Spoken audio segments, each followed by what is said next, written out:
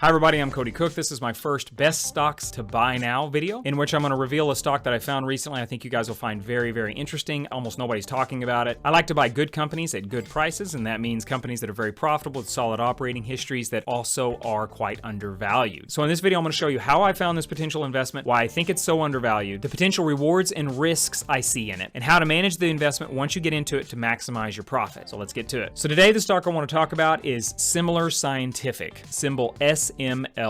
Semler provides technology solutions to improve the clinical effectiveness and efficiency of healthcare providers in the United States. And so the company actually has two main products. QuantaFlo, which is kind of their flagship product, is actually used as a sensor to detect peripheral arterial disease, or PAD, which is actually in over 20% of people in the United States over the age of 60, but 75% go undetected. So this technology is fantastic at really solving a lot of problems for people in the United States. So it's really revolutionary. It does have a patent on this product, and it has a gigantic potential market, so the company's upside could be quite impressive. It also offers Insulin Insights, which is a software program that is used by healthcare providers to optimize outpatient insulin dosing. The company actually operates in the healthcare equipment industry, but in reality, a major portion of what it does is software. So it actually combines a medical device, which in this case is a sensor, along with software that it tracks, and the two work together. So it's kind of an interesting hybrid company. It's mostly healthcare equipment, but it also has an element of it that's software related. So before I get more into it, I'd like to talk about how I found this stock. So I found SMLR by screening for some very particular criteria. First thing I did is I ranked all stocks in the United States by return on invested capital. Companies that ranked the highest on ROIC got the highest score, so to speak. Then I ranked them by PE ratio. Companies that had the lowest PE ratio had the highest score. I then combined these two scores together, and I looked at the highest ranking stocks amongst them. And then I started to drill down into each of them in detail, looking for companies that had solid operating histories with excellent profitability. And this company was one of the ones I found. Stocks that match this criteria have an average return on investment of 15 to 20% per year, going back all the way to the 1980s. So it definitely has some opportunity. Okay, so let's get back to it. So first, we're going to look at the revenue history. Going back to 2018, which is about 5 years, you can see the company's got a consistent growth in its revenue. Estimates for 2023 and 2024 show a bit more growth. The company has done very well over the last 5-6 years. It actually started off quite small about a decade ago and has grown quite large. Next is the earnings per share. Again, going back 5 years to 2018, you can see a nice consistent uptrend. You can see a little dips and valleys along the way. 2020 was, of course, hard on the stock like a lot of companies were. 2022 was hit a little bit, but you can see the 2023 estimates are back up even higher for 2024. Now, I'm always real dubious about estimates. As everyone knows, you got to be very careful with them, but it is interesting and notable to see that a lot of analysts expect their revenues and earnings to continue upward. Okay, next, let's check the profitability. So here you can see Semler has performed very well over the last year compared to its sector. In this case, the sector is the healthcare industry. It's outperformed in virtually every case, especially return on capital and return on assets. You can tell the healthcare industry in general has been really struggling the last year. A lot of companies are not making any money at all. And so you can tell that Semler is by far exceeding most of these companies and doing very well in comparison. Now, over the last 5 years, you can see Semler has actually improved a little bit on its margins. It's had some success in a few areas. It is not as profitable on its return on capital as it was over the last 5 years, but that's to be expected as the company grows. And here's the profitability of the company compared to the industry as a whole, which contains 351 stocks. You can see here under return on total capital, which is something I'm looking at here, you can actually see SMLR is in the top 4 out of 351 companies. So it's well in the top 1% or in the 99th percentile. You can tell that there's a lot of companies here. You can see the return on capital drops quite quickly as you go down this list, and then it turns very negative in just a moment. Very specifically, this is healthcare equipment industry. About 2/3 of these companies are actually currently losing money, which is pretty incredible. So I also wanted to say this, the average return on capital for this industry, since there's so many companies losing money, is actually negative 36.89%. Among the companies in this industry that are actually making money, their average return on capital is 7.68%. So SMLR is not only making good money and very profitable, it's basically beating out 99% of its industry. Okay, so now I'm going to get into the valuation of the business. And the first thing I'm going to evaluate is the liquidation value of its asset. In other words, how much was we as investors get back in case this company failed? And so real quick, total cash and short-term investments are pretty much, you can convert those to cash really easily. So we'd get about 51.8 million. Accounts receivable, there'd be a little bit of haircut on those. Maybe you get 4 million out of that. These, you might cut these back by just a little bit, but overall, I would estimate maybe 65.5 million. So let's come down to the liabilities, knock off 10 million from that because you have to pay back those liabilities, of course. So we might be able to walk away with around $55 million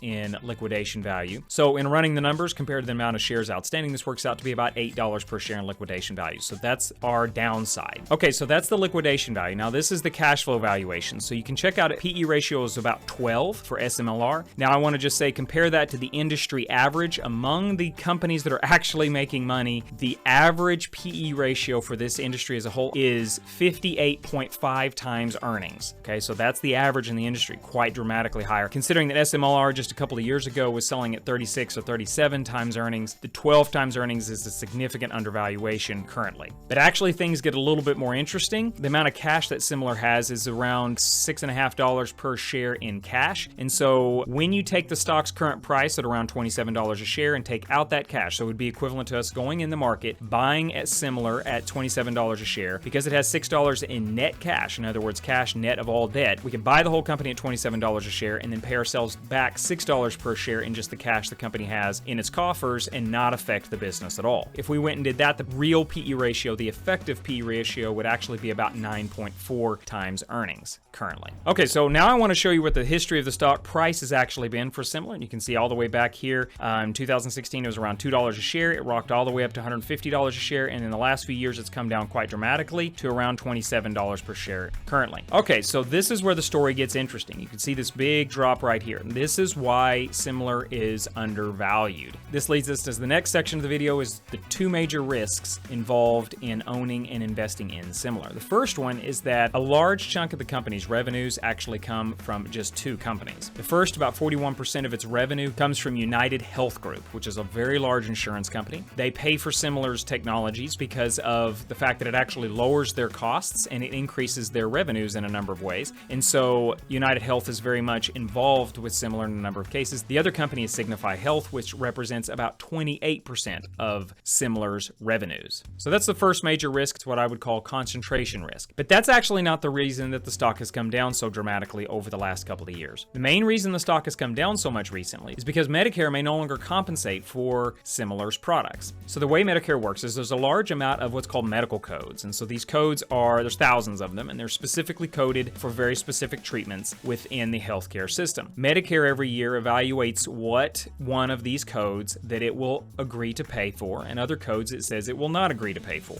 Medicare has been willing to pay for QuantaFlo over the last several years, but recently Medicare has deleted that code from its list of codes that it's willing to pay for. Now I want to say this does not mean the company will go bankrupt, but it does mean a significant chunk of easy money or easy revenue will be cut off if this occurs. So there's definitely some risk in this. So this is why the company's stock price has fallen so much and gotten into this position in which it is significantly undervalued because of this risk involved. So the big question is, can the company fix this problem and restore things back to order? Now currently, let's be very clear. The revenues and sales and profits are very consistent. Everything's still running along. So far, nothing significant has happened. It's just a risk that can occur in the future. And even if Medicare cuts off the company completely, it does not mean the company will fail at all. The company will still sell a significant amount of its product, but we're just not sure exactly how much it will be able to sell if Medicare stops paying for it. So there's a couple of options the company has, and they're currently in the process of implementing. The first is they can lobby to have this code added back to the Medicare program. Apparently, this code represents about 1% of Medicare's spending budget, and supposedly it can dramatically help a lot of people. Now, Semler is too small of a company to actually have a lobbying division. However, United Health apparently does have a rather large lobbying division. So in fact, it appears United Health's lobbying division may in fact be able to get that code restored. Now, the second possibility, and I actually think this is a very likely possibility, is that Semler will be able to switch its product's code to a code that Medicare still pays for. And apparently several people in the board of directors of Semler Scientific actually have experience with this, dealing with Medicare reimbursements and coding and so forth. So there's a lot of expertise within the company that can very likely have this switched over in the next 6 months to a year and very much protect the company from any potential losses in revenue. Even if Medicare stops paying, it doesn't mean the product will die. It doesn't mean the company will die. It just means the revenues will decline to some extent.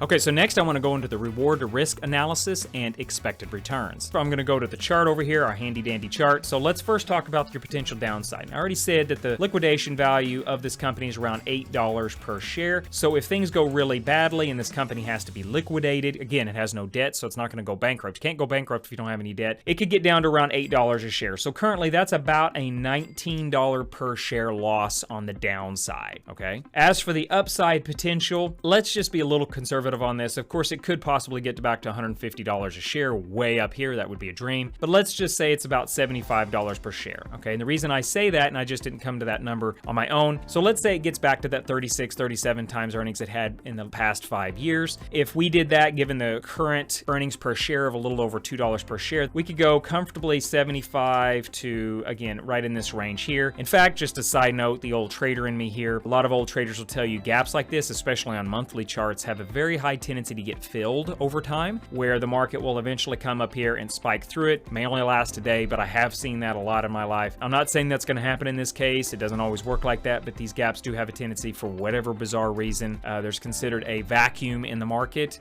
People kind of target that in their mind psychologically, apparently, and it has a tendency to draw prices to it. So I actually could see this price spiking up to $75 or $80 just in this range, closing this gap here. And so it's very interesting possibilities. Let's run the numbers real quick. That means it's got a $50 upside and a $19 downside. The key is what's the probability of losing $19 a share and probability of making $50 a share for the stock? Probably the chance of it actually going out of business is very low, probably less than 10% chance it's going to go out of business. But let's be super conservative here. Let's estimate that a 50% chance of losing $19 per share. I think this crazy over-exaggerates the risk, but let's just be very, very conservative here and say a 50% chance that it can get back to $75 or $80 per share. A 50% chance you can get about a $50 gain. Do the math on that real quick. 50% chance of losing $19 per share works out to be about a negative $9.50. And you take 50% chance of making $50, that works out to be a positive $25. You combine $25 minus $9.50, you get about $15.50 per share in expected return. Based on the current price of around $27 per share, that means we're talking about a 56% expected return on your money for this stock within the next couple of years. And that is based on a very negative outlook for this company. And in fact, more likely, it's very probable that the real chances of this company going out of business is well less than 10%, most likely. And so the statistics are even better than that. In that case, with a 90% chance of success, then we're talking this business has a much, much higher expected return, far above 56%, but let's just be conservative and assume it's a 56% potential return. Quick note, if you're enjoying this investment idea into Semler Scientific, you might actually be interested in passively investing in private business acquisitions. If so, learn more at ironoakcapitalpartners.com, and there'll be a link in the description. So as a general rule, when you're analyzing investments, the first thing you want to do is look down, not up. In other words, you want to look at your potential risk before you look at your potential reward. In investments, there's really only two ways to manage your risk. The first way is how you manage the investment after you get into it. Related to that is your exit strategy. Okay, so what's your management strategy and what's your exit strategy once you get into the investment is the first way you manage your risk. The second way is you manage it through proper position sizing, which I will come to in a minute. So how you manage it after you get into it, here's what I recommend. Based on the research that I've done in this investment system over many years, what you want to do is once you buy the stock, you want to own it for a little over 1 full year. You will not have a stop loss in place, and I'll get to that in just a second, but you will want to own that stock for a little over a year. The reason you want to own it for a little over a year is you get a lot of tax benefits, you get capital gains taxes, but also you give the investment thesis time to mature, so to speak. It gives us an opportunity for a significant movement in the stock during that period. If you want to own it past 1 year, that's perfectly great. It's up to you. You can reanalyze the investment at that time when you get there. As for the position size, I would recommend putting about 5% of your total portfolio in this stock. So if you have $1 million portfolio, I put $50,000 into it. If you have a $1,000 portfolio, put $50 into it. So about 5% is a pretty safe range for position sizing. Now, for those of you who are very aggressive, I really would not recommend putting more than 10% of your portfolio in this stock. It's just simply too risky in this case. And when you run the statistics on it, doing more than a 10% position size is just statistically a bad idea. You increase risk dramatically without potentially increasing your overall portfolio returns. So keep that position size around 5% and definitely don't do over 10% for those of you who are aggressive. Okay, next I'd like to talk about is how you get into this stock, how you lower your cost and lower your taxes. And this stock is a very small company. And so typically smaller companies will have much wider bid-ask spreads. Last I checked, it's probably around a 1 to 2% bid-ask spread in this company. So what I recommend if you do decide to invest in this is you go in and do a limit to buy order at the prevailing bid, whatever point you're at. So there's going to be a bid-ask spread, there'll be a bid, and there'll be an ask price that you can currently see. Put your limit to buy order at that bid or slightly below it and just wait. Typically within a week, 90+% of the time, you will actually get filled for that and you'll have bought it at the bid, which significantly lowers your entry price. So later on, a year or so now, when you go to sell the stock, I would recommend doing the opposite. You go in and put a limit to sell order at the current asking price, and then just wait. If the limit to buy order has not filled and an entire week has gone by, then I would recommend, that usually means the stock got moved away from you too much. You can go back in when you're ready and reset that limit to buy order at the prevailing bid, or limit to sell order at the prevailing ask at that time. So this is basically an execution technique. If you were interested in it, it can save you a little bit of money in the long run. If you don't want to mess with all of that, you could do a simple buy on close order or sell on open order, for example. Those are good little techniques to help you get into stocks without having to worry about all the details. Next, I'd like to talk about how you manage your psychology in this. Now, psychology management is a very important part of investing and trading. It actually represents a huge amount of effort and many years of study to get really good at your own psychology. But in this case, I would recommend a very simple technique. So the best way to handle the psychology in this, I would say, is to simply buy the stock, then put a calendar alert for a little over a year later. And that alert will tell you to check out the stock that you purchased and give you instructions on what you should do, whether to sell it or reevaluate it depending on what you're wanting to do. In the meantime, try not to look at the stock in your portfolio, okay? I really recommend it. Psychologically, it's very hard on people. You're more likely to not follow the system that I'm giving you. You're just going to sell out early, and most likely you're going to exit the trade, and it's going to be very uncomfortable. But if you just simply enter the trade and own it for a little over a year, then that means you're actually following the system, which means over time you should get the results this kind of system produces for you. That way you don't have to deal with all this whipping around of stock prices over the coming year. One more thing, if you're enjoying this video and you would like me to continue to make similar videos, please hit that like button. Lets me know, and I will continue to do stuff like this in the future. So that's it for me, everybody. I appreciate everybody for watching. Let me know in the comments section what you think, and I thank you for watching.